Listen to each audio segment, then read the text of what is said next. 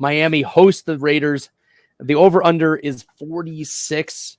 The Dolphins are 6-3. The Raiders are 5-5, which feels wild that the Raiders are 500 and the Dolphins are only 6-3, given the offense that the Dolphins are, and given the tumult that the Raiders have gone through.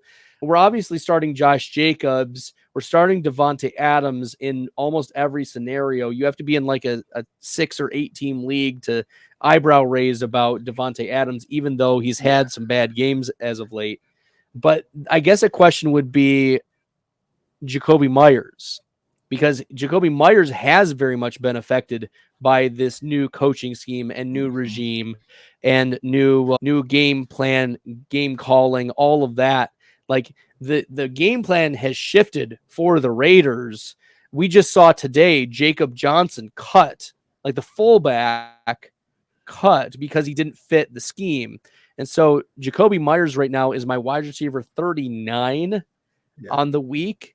Consensus is 36. I'm lower than consensus. How are you viewing Jakobi Meyers? I'm on board with you. I would say it's because of the emergence of Michael Mayer is getting his workload. I think that Aiden O'Connell has found like a little bit of a niche with him, with Michael, and obviously he's going to go to first reads Josh Jacobs and Adams, and then it's Michael Mayer, and now Jacoby's in the 4th spot. Yeah, Mayer, as you mentioned, over the last 3 weeks has exceeded an 87% snap share each of those 3 weeks. He's played at least 71% of snaps over the last 5. Last week, 3 for 19 and the touchdown, which was really nice.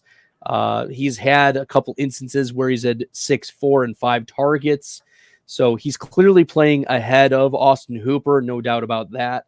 I would like to see more targets from Mayer if I want to start plugging him into the tight end position. He's not a tight end 1 for me. I think he's a back end tight end 2 with your touchdown upside, touchdown equity. You mentioned that the rookie's probably going to be looking his way, especially given that Aiden O'Connell probably was practicing a lot this offseason with Mayer with the second team, because Austin Hooper was getting a lot of that type of work. Believe it or not, that coaching, man, it blew my mind. I'm like, I was so happy as a Chargers fan that he was still there, because I'm like, oh, that idiot just like, we have a dumb coach, but y'all have a dumber coach. Like, we're good. Like, we're gonna make the playoffs, but obviously we're not. But yeah, Mayer right now is my tight end 20 on the week, so low end tight end. I would have put him. That's what happened too. On the flip side, we're starting Tua, we're starting Tyreek. We're probably starting Waddle in this matchup. Yep. We're not starting any of the tight ends. But are you starting one or both of the running backs? Yeah. We're starting both running backs for Miami? If I had them both and I didn't, there's not really like great options at the running back position. At this point, like they're going to boat race them. I feel this might be another Denver game. Because their best like attribute on defense for the Raiders is pass defense. So and Mike McDaniel's not an idiot. He's a smart coach. He's going to run it on him. He was the running back coach for a reason, and he loves DeVon Achane. He said nobody could tackle him this week. I mean, if their own team can't tackle him, the Raiders aren't tackling him. That may bode very well for starting both of them. I do have Achane at 17. My concern is that he's not going to get back to the 50% snap share that we saw when he rattled off those top 5 weeks pretty easily. But Raheem Mostert also in your top 24, I think is going to be hard for us to find, ways. We want to find reasons to put these guys in our starting lineups. Yeah. But I also am thinking, like, if they put him away by the mid-third quarter, this is a Salvin Ahmed garbage game. This is a Jeff Wilson garbage game. Are we talking?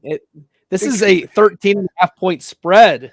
It could be at home. I don't know. They might just bring in Mike White and throw some bobs to Chosen Anderson or Robert Chosen. Chosen Anderson isn't on the team anymore. Oh, he got cut. Okay, my boy Braxton. Braxton Berrios, desperation flex. You heard it from Dude, that is my Felix. Guy. I have 10% Braxton in DK. Yeah, Braxton Berrios is Felix's spirit animal here. Dude, what he did in week 17 in 2021, or I guess technically 22 because it was January 1st, he kept it a competitive game against the Buccaneers. So I can only thank him for making Tom Brady throw for a few touchdowns. So that's all I can say. I love it.